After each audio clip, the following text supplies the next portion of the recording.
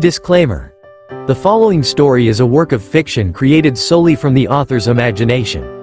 Any similarities to actual persons, living or dead, or actual events, situations, environments, or locales are purely coincidental and not intentional.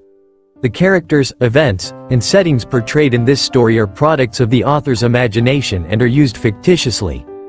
Thank you for understanding that this work is purely a creative endeavor and not meant to depict any real-life occurrences. Nawala ang tama ng ininom kong beer noong ako ay makapaghilamos. Nakapag-toothbrush at mouthwash na din ako dahil ayaw ko ang nalalasahan ng aking bibig dala ng aking pagsuka kanina. May kaunti pa akong hilo pero hindi na gaya kanina. Nawala na din ang pansamantalang lakas ng loob na naidulot sa akin ng beer kanina.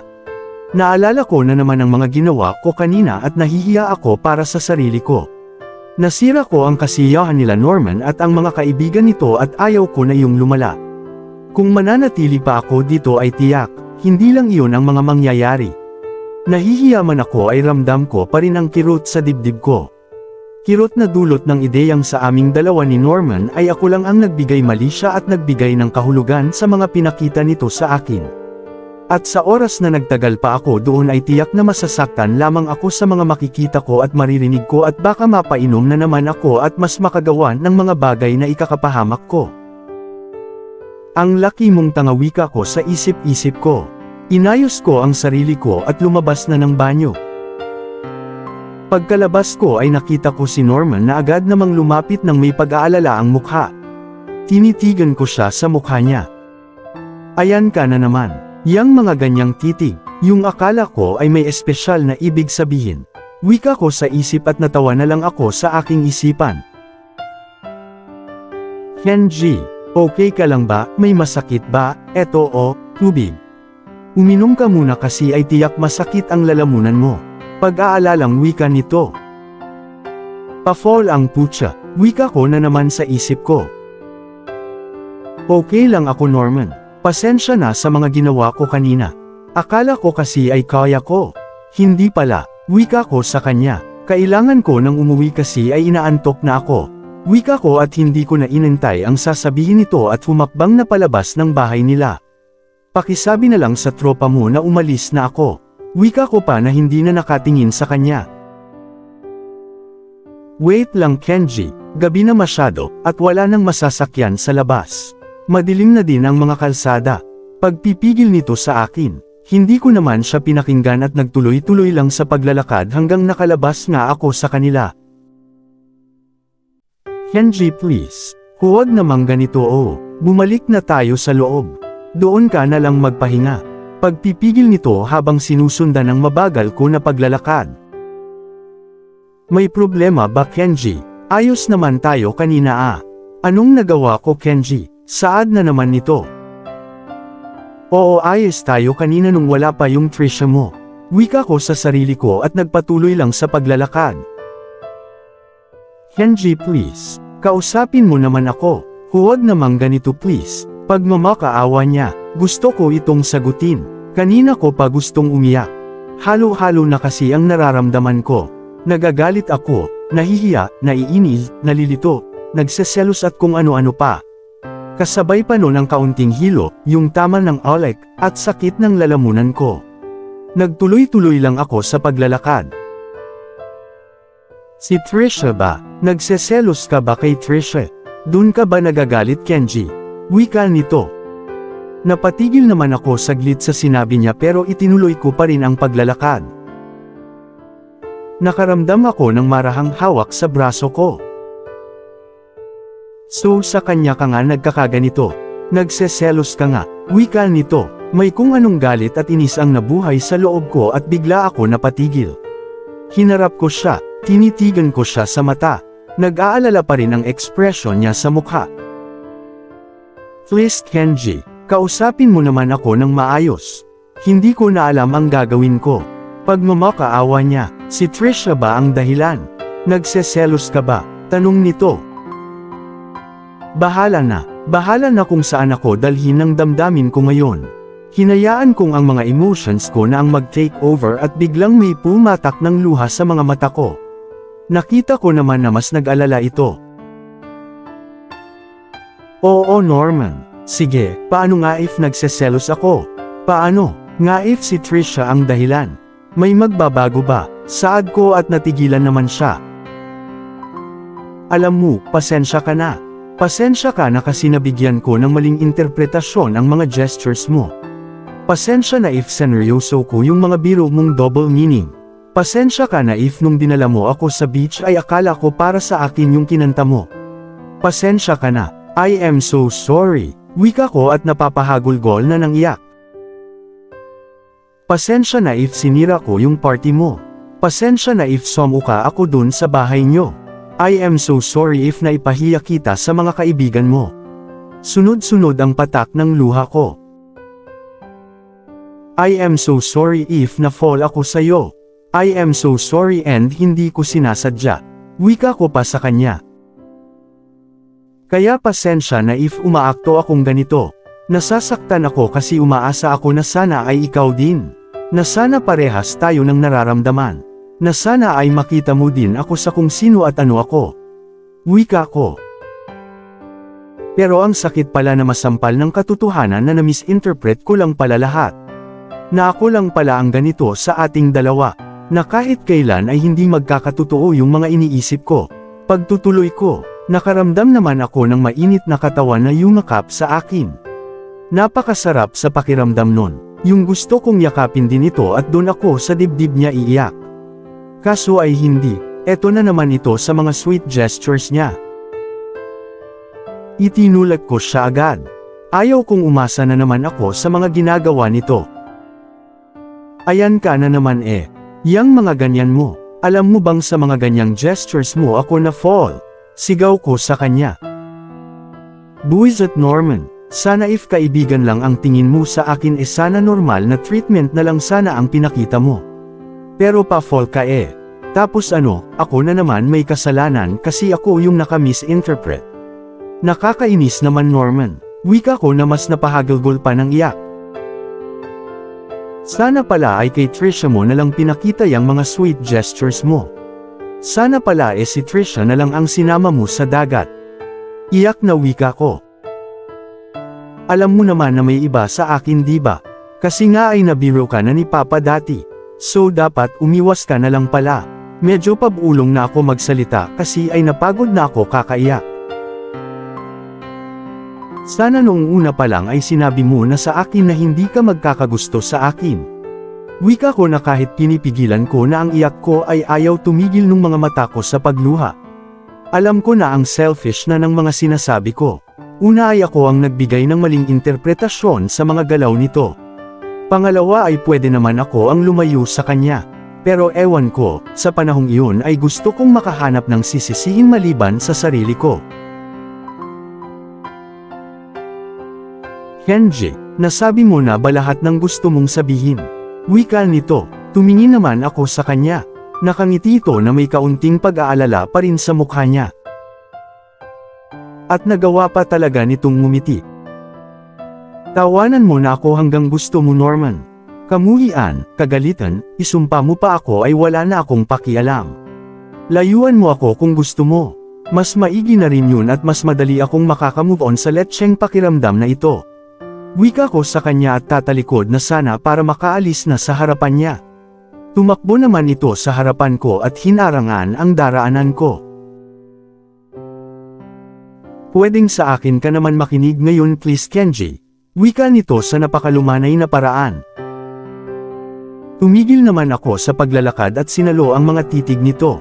Nakangiti ito sa akin na medyo ay namumula ang mga mata. Naiiyak ba ito? Teka, dapat ay ako lang ang umiiyak kasi ako ang nasaktan. Imagination ko na naman ba ito? Bumontong hininga ito. May isa muna akong tanong. Malinaw na sa akin ang nararamdaman mo sa akin. Pero bakit ka nagseselos kay Trisha? May sinabi ba ang tropa sa'yo? Tanong nito sa malumanay na boses. Hindi na importante yun Norman. Wika ko.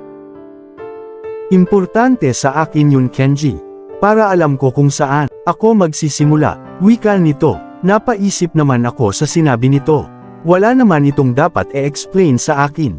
Pero may parte din sa utak ko ang nagsasabi na gusto nitong marinig ang sasabihin ni Norman. Sinabi kasi nila na ex mo si Trisha, na lagi kayong nagkikita at laging may nangyayari sa inyo. Umiwas naman ako sa tingin niya sa huling sinabi ko. Tapos ay nagpustahan pa sila kung, alam mo na, kung makakailang rounds kayo ngayon. Nahihiyang wika ko, tapos ay tumungo na lang ako at sa sahig tumingin. Yung ideyang habang ang sweet mo sa akin, habang nami-misinterpret ko yung mga gestures na yon ay may iba ka palang kasama at pinagsasawaan. Wika ko. Bahala na, wika ko na naman sa sarili ko. Tutal ay nandito na din kami ay magiging totoo na ako sa kanya.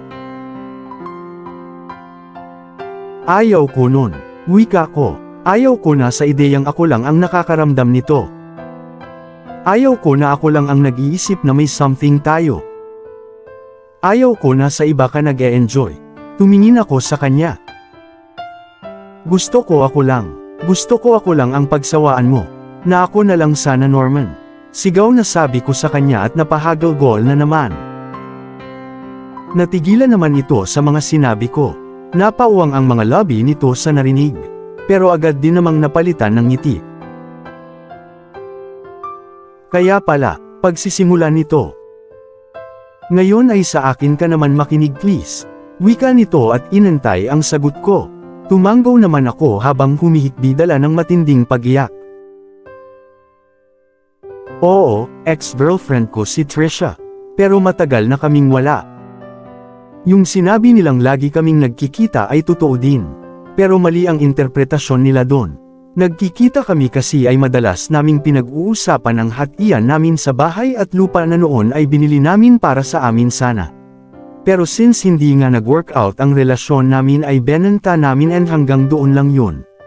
Walang kahit na anong nangyayari sa amin Kenji. Mahabang saad nito.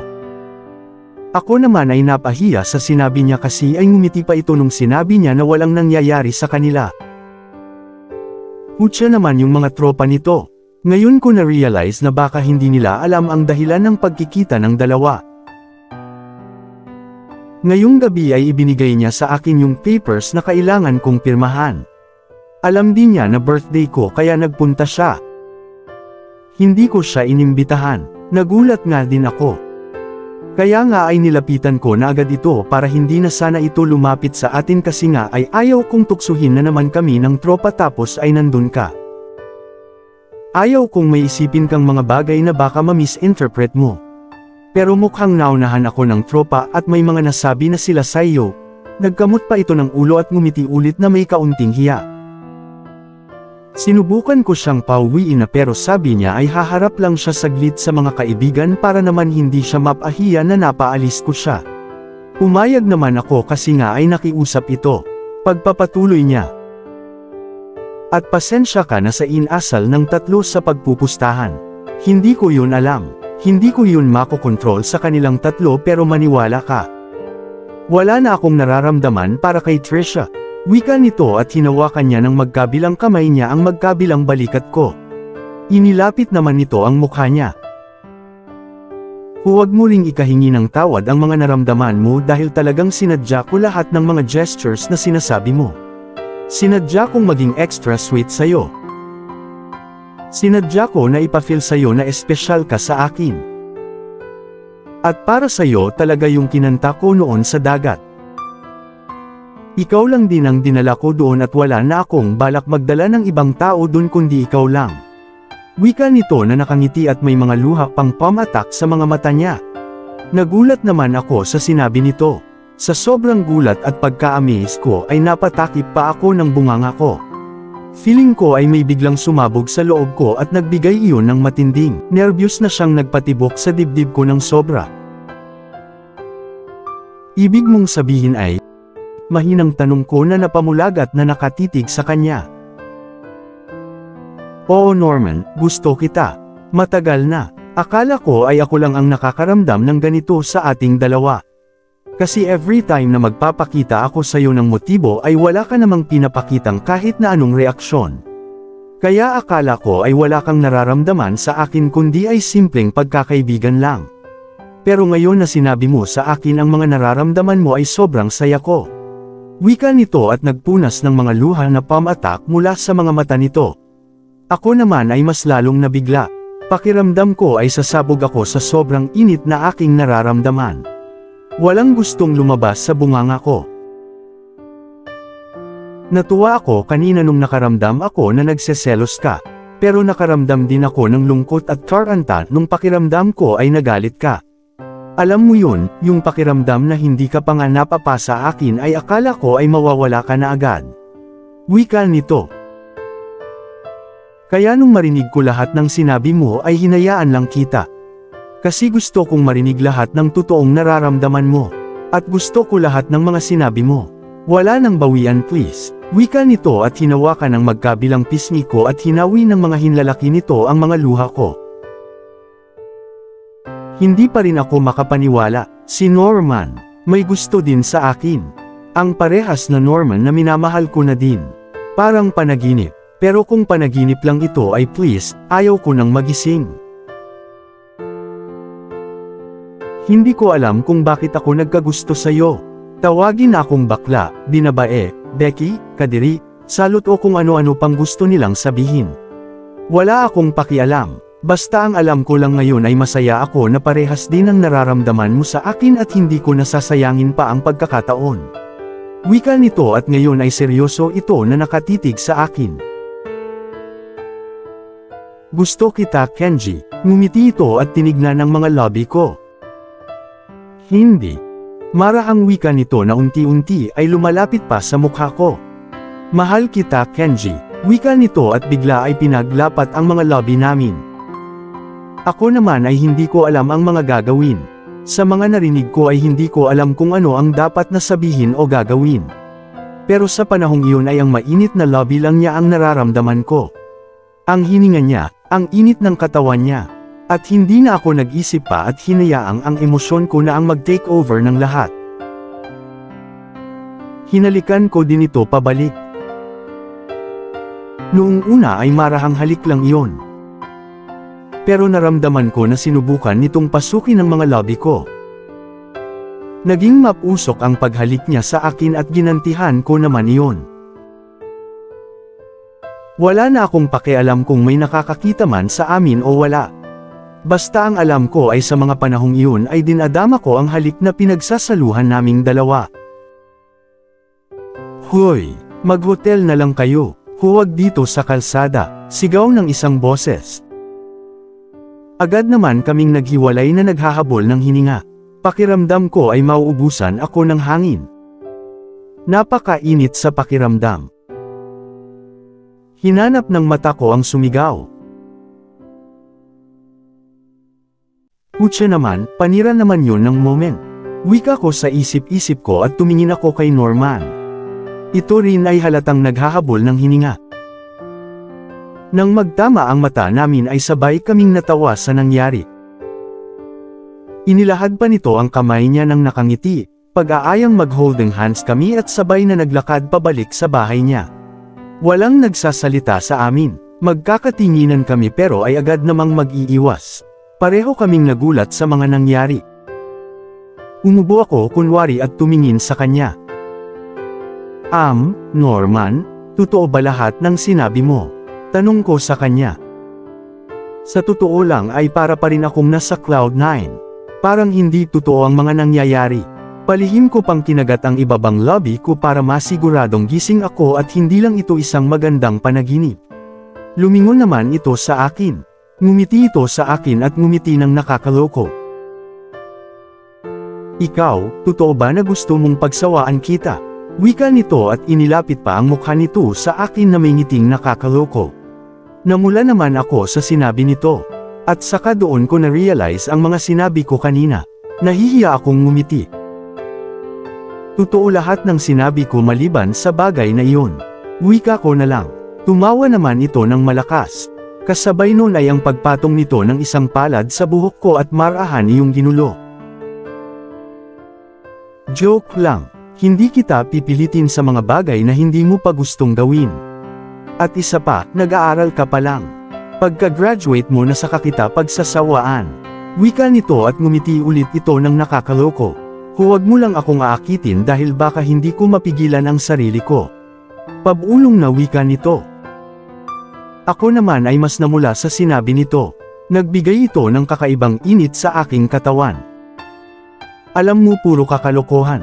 Wika ko na lang at natawa na din sa mga sinasabi nito. Okay na muna ako sa ganito. Yung alam kong parehas tayo ng nararamdaman. Yung alam ko na akin ka, at nahahalikan ka at nayayakap ka ay sapat na sa akin. Wika niya at sincere na ngumiti. Paano naman yung mga taong mahahalaga sa atin? Sa tingin mo ba ay matatanggap nila ito? Tanong ko. Sa papa mo lang ako kinakabahan. Wika niya. Sa ibang tao ay wala na akong pake. Dagdag nito. Kung talagang kaibigan sila at importante tayo sa kanila ay kahit paanong maging desisyon natin ay matatanggap nila iyon. Kung sakali man na hindi, ay hindi na natin problema. Walang mali sa ganitong pagmamahalan. Kung nauutusan lang ang puso ay bakit nating pipiliin ang isang komplikadong bagay?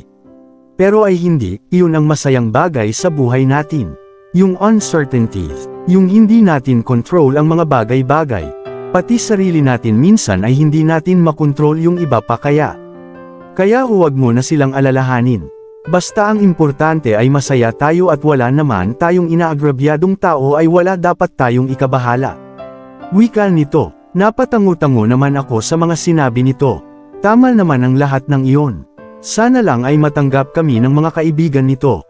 Mukha pa namang okay din ang tropa nito at mahal na mahal niya. Ikaw din ang isa sa mga inaalala ko. Wika ko sa kanya. Kung ayaw mo munang ipagsabi ay okay lang. Ang importante lang naman sa akin ay ang maging komportable ka pa rin kahit na tayo na. Wika ko, bigla naman itong napatigil sa paglalakad. So sa'yo na nanggaling yan ha? Tayong dalawa na. Wika nito na malawak ang pagkakangiti. Napa-question naman ako dito. Pagkatapos mong angkinan yung lobby ko kanina at maging mga palad ko ngayon ay hindi mo pa pala ina-acknowledge na tayo na. Tanong ko sa kanya.